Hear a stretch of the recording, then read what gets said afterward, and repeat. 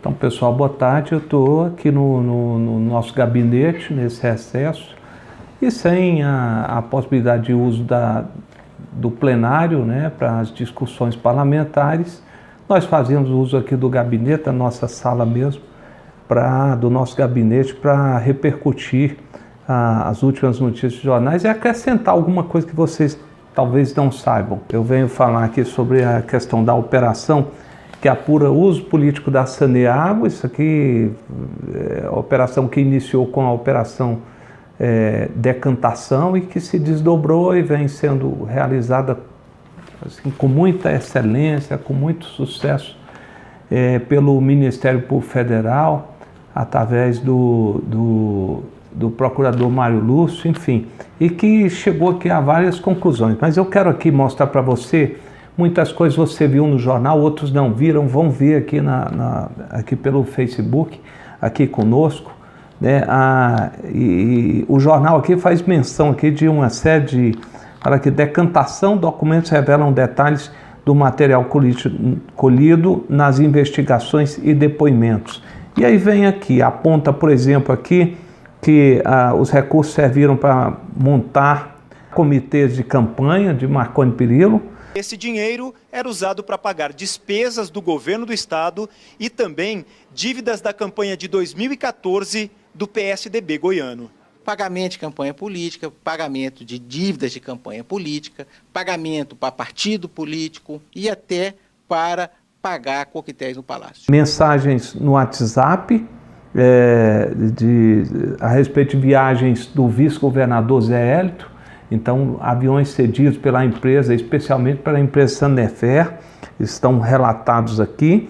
E foram várias viagens de campanha que foram bancadas por essa empresa, quer dizer, sem declaração da campanha, das doações. E também uma empresa que cedia essas viagens, esses recursos, à base de propina. Era a propina para que celebrasse os contratos com a Saneago. E aí você questiona por que você não tinha água na sua casa o ano passado, era por causa dessas questões. Os recursos da Saneago eram usados para isso. E uma questão interessante aqui, que o dono da Saneffer, Carlos Eduardo Pereira da Costa, que era dono dessa empresa, recordista em valores de contratos com a estatal, na lista de denunciados, circulava à vontade na sede da Saneago, tanto nas diretorias como participando de reuniões internas. O cara já mandava na empresa, já dava ordens, enfim, e estava lá. Quer dizer, tem liberdade, você ainda acredita aqui no processo licitatório aqui no nosso estado? Eu não acredito. Cita Luiz Alberto Bambu, que é laranja do Marconi em várias operações, que já foi pego também em grampos telefônicos aqui na operação do Cachoeira, por exemplo, com liberação de recursos. Ele é uma espécie de tesoureiro do Marconi e tal, então cita o nome dele também. Ele era chefe de gabinete do governador e inclusive aqui nos relatórios aqui diz que ele também, esse Carlos Alberto Bambu, além de ajudar aí nessas operações, em privilegiar empresas da Saneago, ele também foi beneficiado aqui com presentes de casamento, enfim. E aqui fala a respeito disso tudo. Então vem, estruturação de comitês, aqui cita aqui as campanhas de 2014, que o dinheiro foi gasto para a estruturação, uso de aviões desse empresário aqui, especialmente. Fala aqui no nome do Charles. Esse Charles já foi assessor do Demóstenes Torres e virou assessor do vice-governador, porque quem levou esse vice-governador para lá foi o Demóstenes Torres, talvez pela afinidade que os dois têm em cometimento de crimes, em esquemas e tal. Então, Charles, quem é da política conhece esses nomes que nós estamos falando aqui. E são várias mensagens aqui, enfim, se refere aqui a Luciana Daia, mulher do deputado Vec, várias vezes intermediando essas coisas. A mulher procuradora do Estado, foi superintendente da Secretaria de Segurança Pública quando o João Furtado era secretário, está aqui também relacionado aqui nos vídeos. O deputado Vec aqui, eles falam, e aqui fala o seguinte, ó, que de influência política para liberar pagamento para a Saneago e pagamento para a empresa. E o Vec se manifesta, o deputado Vec, aquele mesmo, comparsa do Marconi, aquele mala que está lá no Congresso lá, e hoje foi buscar imunidade, hoje está imune aí, porque essa imunidade parlamentar beneficia bandido também. O deputado federal Vec, ele disse à reportagem que é absolutamente comum parlamentar solicitar liberação de pagamento de empresários em contratos. Não é comum não, vagabundo, é comum. É comum o seguinte, para vocês que são propineiros sem vergonha. Sabe o que é comum? Comum nesse governo. Sabe a que está se referindo aqui? Essa Luciana Dai, mulher do Vec, ela solicitou à Secretaria de Segurança Pública, da qual ela era uma das superintendentes, que liberasse pagamentos na ordem de mais de 2 milhões para a Saneago, das contas dos prédios da segurança pública, porque o Estado também paga a Saneago, liberasse o pagamento para que a empresa também liberasse tudo calculado. Porque entrando esses 2,5 milhões mais ou menos, ia pagar uma empresa que eles queriam favorecer. E pagando essa empresa, e a propina lá de 15%, mais ou menos por aí, que o parlamentar que intercede para que a empresa pague, para que ele recebe. É por isso que ele fala que é absolutamente comum. Eu nunca intermediei pagamento não, me respeita. Comum para desonesto igual você, senhor Vec, deputado federal, bandido, safado, que foi secretário do Marconi e é comparsa dele. É comum para você. Para mim não é comum, nunca vou achar comum esse tipo de conduta. Aí relata aqui a questão de Caixa 2, né? Caixa 2, isso aí é comum, isso é comum também para o Marconi, Caixa 2, a formação de Caixa 2. Essas empresas passavam dinheiro por fora para as campanhas. Lista de presentes, aqui fala uma série de coisas, entre os documentos, ex-presidente da Saneago, José Taveira, estão ofícios sobre gastos com presentes de casamento e formatura autorizado pelo governador Marconi Perillo. E vem aqui mais, foi encontrado documento no gabinete do José Taveira sobre pagamentos para diretórios de campanhas, pagamento a fornecedores de campanhas como gráfica. Isso aqui são o seguinte: eles pagam com dinheiro, Caixa 2, e guardou lá, descuidou e guardou lá eventualmente esses recibos lá, e estavam esses recibos que não foram declarados também, mas estavam lá os recibos, então foi encontrado no gabinete dele, pago com Caixa 2. Pagamento sem certidão, essa aqui também é o seguinte: a empresa, para que ela celebre contrato aqui com o Estado, e para que mantenha esses contratos, ela precisa apresentar periodicamente algumas certidões negativas. As empresas, mesmo não tendo certidões, elas foram favorecidas e foi liberado e permitido que se fizesse contratos. Então são uma série de crimes aqui, relatados aqui pelo Jornal Popular. Aí vem aqui, ó, favores, mesada, repasses. Tem um trecho aqui interessante, fala: papéis encontrados no gabinete e na residência de José Taveira, na Saneago, indicam pagamento a políticos. E aqui fala o seguinte, que ele relata aqui que eram pagos aqui, eram pagos aqui mesadas. Então, em dado momento, diz assim, ó, que na casa do ex-presidente foi encontrado um papel com um manuscrito que diz: Prefeitura de Tumbiara, que tem um número, tem que ser feito fora da mesada. Quer dizer, a Prefeitura de Tumbiara recebia uma mesada e ainda recebia, nesse caso aqui, ainda recebeu um pagamento fora da mesada. Mesada vem de mês, então todo mês tinha uma comissão para...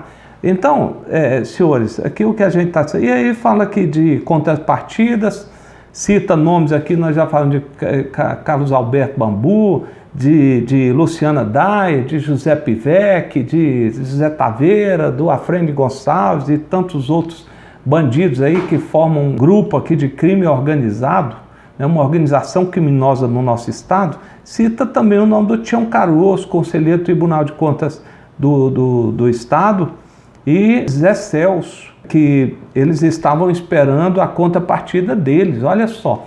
Então, o presidente, um dos membros do Tribunal de Contas do Estado, esperando a contrapartida. Então, você tem dúvida aqui que todo mundo tem que molhar a mão de todo mundo? E aí, isso aqui é o que eu venho dizendo. A organização criminosa ela vai crescendo tanto que para manter isso é mais ou menos o que o Temer falou, olha, tem que manter isso, para manter todo mundo caladinho, senão não funciona. Veja bem você que o Taveira foi preso, o Afrânio foi preso, aí você acha que esse pessoal fica desamparado? Eu quero te mostrar aqui uma coisa, por exemplo, só sobre o Taveira. O Taveira foi preso, depois passou a usar tornozeleira, foi liberado, mas não ficou desamparado não. Isso aqui é um documento aqui da Agir. A Agir é a organização social que administra o CRER. E aqui, olha, superintendências aqui, está aqui a dona Divaina Alves Batista, superintendente multiprofissional de reabilitação. Sabe quem que essa senhora é? Ela é a esposa do José Taveira. Aí eu estou aqui com um demonstrativo aqui do contra-cheque dela, né? E ela sabe qual que é a profissão dela? Aqui está falando, ó, fisioterapeuta. Ela é uma simples fisioterapeuta, mas sabe quanto que ela recebe? Está aqui bruto, R$ 33.760,92 e líquido R$ 27.930. Então, eu te pergunto, esse pessoal, olha o que o governo gasta para alimentar essa organização criminosa, para manter o silêncio do Taveira. Ele pode ir preso, mas eles vão remunerar o cachorro deles, vão remunerar o filho, o neto, a esposa.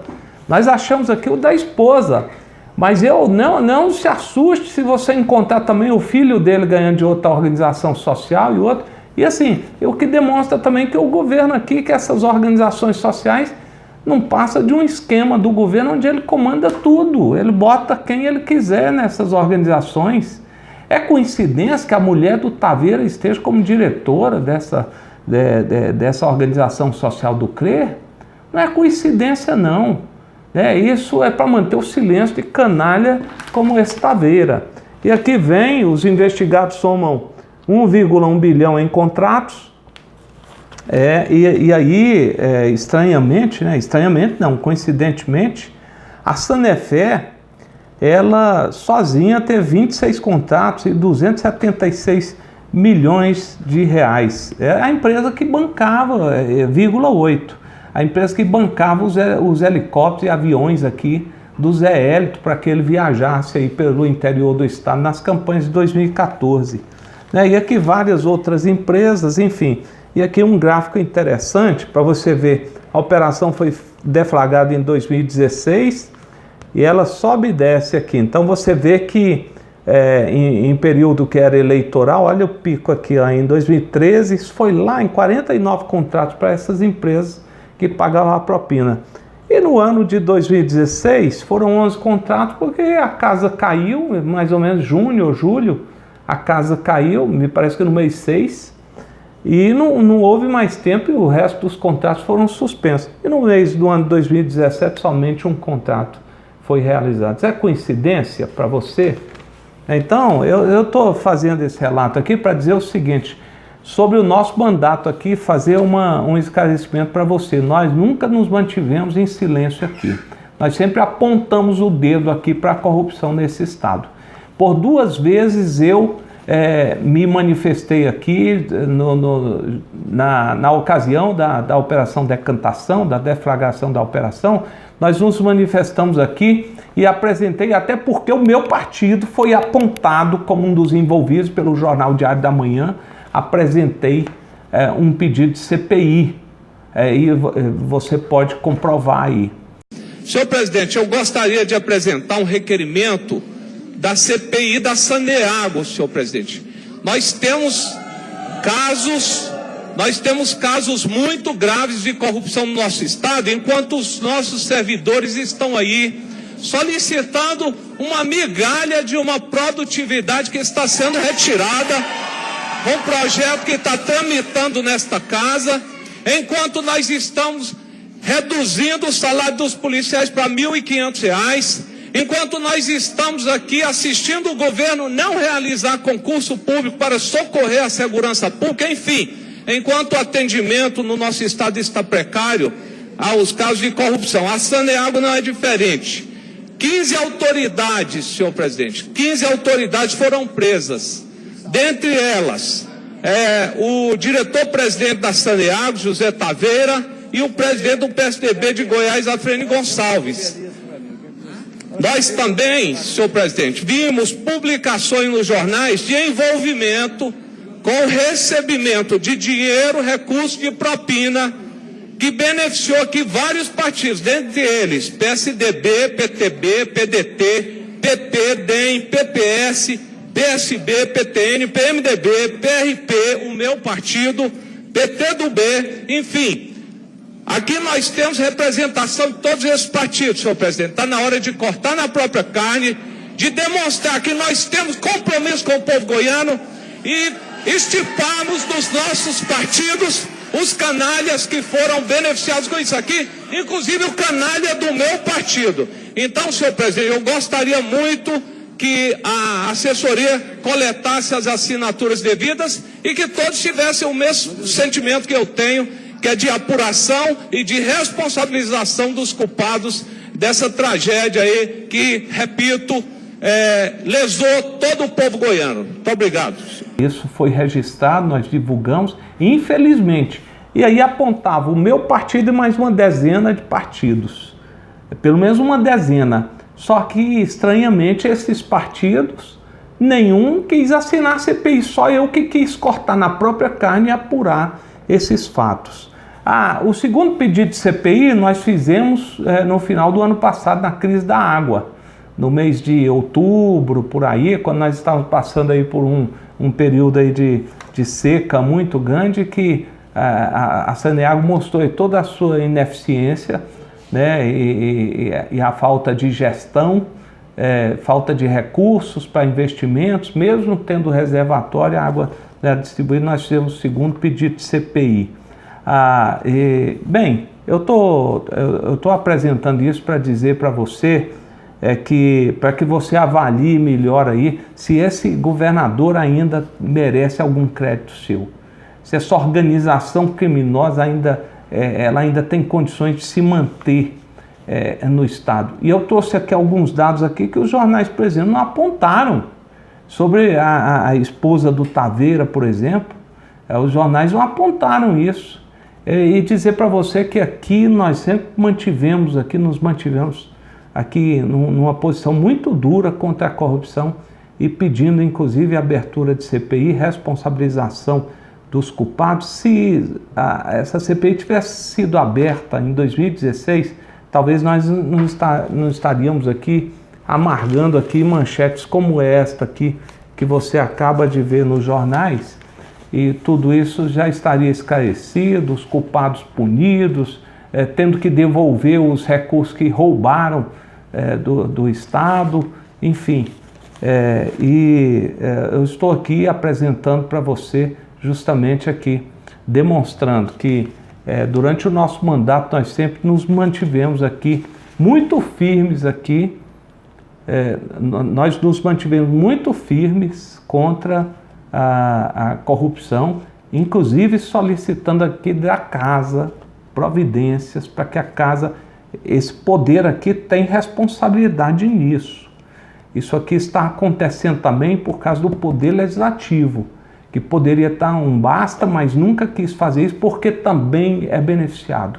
Dentre esses fatos aqui narrados, que o VEC chama de comum, que o deputado interceda para que uma empresa receba, tem deputados estaduais também, canalhas, que vão lá interceder por algum fornecedor para receber 15%, 10%, 20%, sei lá quanto, 30%, porque é assim que funciona no Estado.